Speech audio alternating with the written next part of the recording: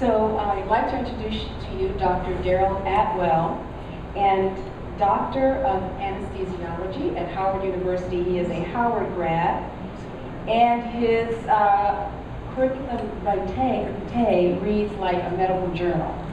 So she said, just say I'm Darryl from DC. I was like, and we said send the bio, he says the CV. Right. So, okay. Wow. So he's an esteemed lecturer. Oh my God, all these medical terms. Cardiopulmonary bypass in pregnant patient. Okay, direct evidence of acute myocardial oh Lord, okay, I'm gonna skip that. I think I should have gone. But I know him as a very savvy and astute collector of contemporary art.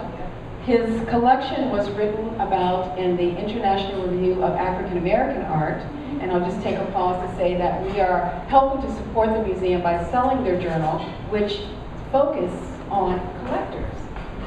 So if you'd like to get one before you leave. But Darryl is greatly influencing the Washington, D.C. market as a collector and connoisseur of contemporary art. So I will let Darryl tell you more about that now. Mr. Dr. Atwell.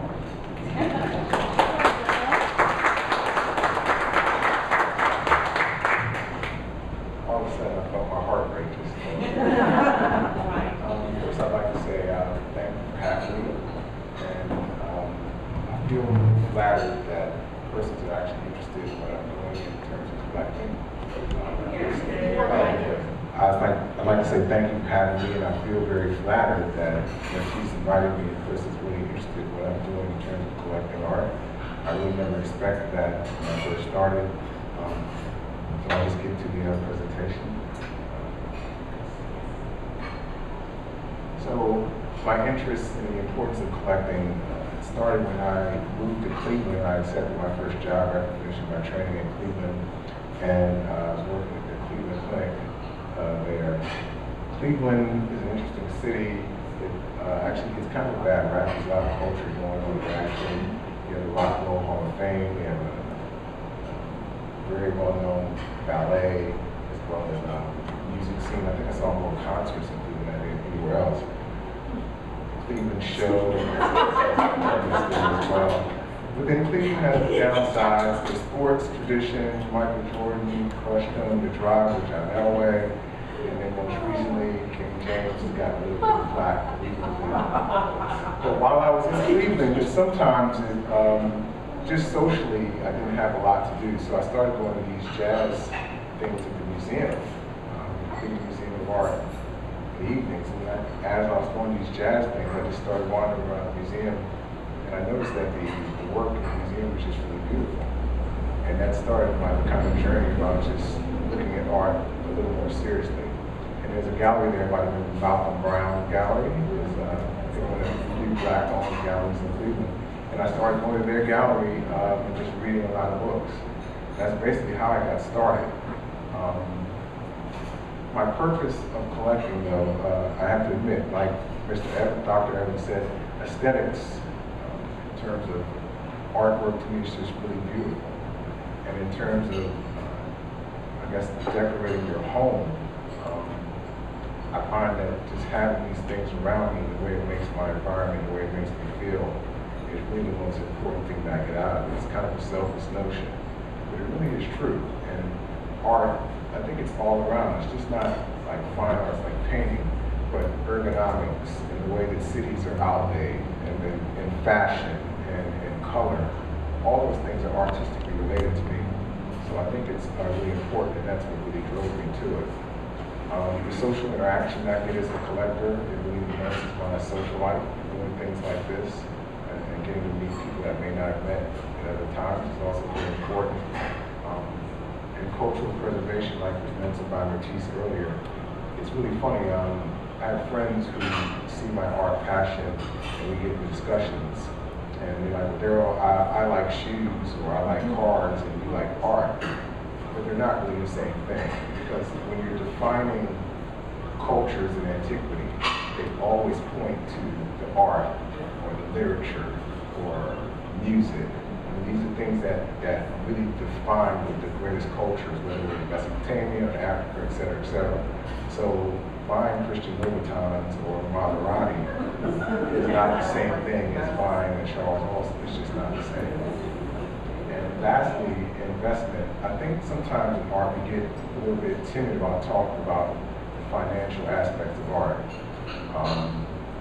But let's not be fooled. I mean, I've had a collection of articles I've been collecting over time in Bloomberg, Forbes. All these articles are coming out about art almost being another form of currency. When Steve Forbes, who's worth $3 billion, has a third of his assets invested in art, it's for a reason. And I think oftentimes our community, we get kind of, we're really spiritual people and we feel a lot of things. So we kind of shy away from talking about that. But meanwhile, these other communities, when someone invests $1 billion in art, it's not because they feel it in their soul. So there's a reason for it, because people understand that it is an unregulated industry. You can buy art on Galerie without putting taxes on it or being charged interest. So it really is an industry of the future where I think people are putting their money in for financial returns. So we as collectors, of course, we want to see our art appreciated. There's nothing wrong with it. And I think artists should fully admit as well that they want to become, I don't want to use the word famous, but they want to be in museums. They want to see their art do well. So I think it's okay to combine both things where you have art that you appreciate and love, but also it's going to be something of value to you in the end. My focus, when I first started reading about art, of course, the books are only about the masters for the most part. And so I had this notion that I was going to go out and buy Charles Austin, Aaron Douglas, and Tyler Brown, Bannister. But I quickly found out that A, it was cost prohibitive in terms of what I could afford, but B, that the best works by those artists, for the most part, are taken. They're gone. So the other thing that I didn't realize that my peers who are my age too, they need people to support them. So it kind of made me change my focus and go to collecting more contemporary living artists. So my theme, I love all art. Though I primarily collect African American works of the diaspora, I love the Barnett Newman exhibition at the National Gallery. I love the George Fellows exhibition at the National Gallery right now, or the Juan Burrell, or the Jasper Johns. So, I have a particular theme in terms of collecting African art and African diaspora, but I really love all art. And genre, it really doesn't matter that much. I collect any medium, if it's photography or sculpture or paintings, it really doesn't matter. So, this was one of the first pieces I bought in Cleveland, and I got it at the Caramel House, is the, I think, first black theater in the country. And they had an auction at the Caramel House, a silent auction, and not a single person bid this piece. And I bought it for $50. And it's a completely unknown artist. I have no idea who this person is. It's signed Heights at the bottom. I looked it up, but I can't find any name or any recognition of him. And I still have it up. It's just a wonderful piece of work. And this is, even before my eye was starting to get trained, but I just saw it and I just thought it was just a wonderful, wonderful piece. So in my early quest to buy masters, this is a piece by Walter Ellison done in 1930, his description of a race riot. And, I was still, in my early thoughts too, I really liked these works that were really strong about, for lack of a better term, blackness. A race riot. But how much more significant can you give to that? And that's what really drew me to this piece. More Quest of the Masters. This is a study for the famous Charles Austin piece, Walking. I think that actually got acquired now by our National Museum of African American Art. And Norman Lewis, a piece called Blue Cloud. One of my favorite pieces. So all those were like kind of my masterworks really. And I, Elizabeth Catholic roots and another Elizabeth Catholic piece. But then I just started looking at retrospectively Art in America, which is a magazine that really talks about art, and look at the people that are starting to be on the cover of Art in America. This is going to get you into Carol Walker,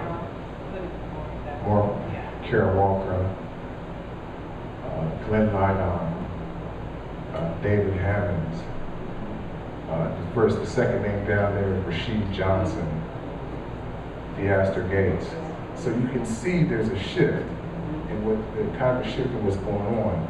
And actually what concerns me a little bit about the Swan auction in particular is all these artists that I showed in Art in America, they're not going to ever be in that Swan auction. It's almost like there are two markets competing, kind of like there's the masters market and then the new wave market. And I find that very interesting because all these people are black artists, but Swan is never going to have them in that auction as black artists. And I guess they're going to discuss the reasons behind it, but I do find that interesting. So likewise, and this is again, Theaster Gates Art Review, Sculpture Magazine, Radcliffe Bailey. These are people on the cover, all artists who are living and contemporary artists. And then we have the famed Bell collection, 30 Americans, which again we'll discuss later on. I have mixed feelings about it. We'll get back to it in a second. So my contemporary focus kind of switched. Okay, this is the local artist, Ellington Robinson is his name. A young artist, he's about 33 years old in DC. Abstract piece that he made. I'm just going to go through these rather quickly. Sorry about the light on that. That's actually a piece by Jefferson Penders called Ghetto Wall. Jenny C. Jones, who's actually going to have a show coming up at the Hirshhorn, works with very much start like the abstract expressionists. Speaking of South Africa, this is a South African artist. Her name is Andifa Ntambo, and she uses cow skins to sculpture her body. It's just a photograph by her she did wearing one of these skins. Another one of her paintings of the memory series done by Andifa Ntambo. This piece is called Till, a photographer named Demetrius Oliver. He actually put chocolate on his face. At first I didn't know the title of it, but just striking photograph to me with that title, Till. Excuse me, the imagery in that. This is Nina Chanel Agley. Of course, Borghetti moved to. Radcliffe Bailey, Door of No Return. The photograph is from one of the slave castles in Ghana, looking out that photograph.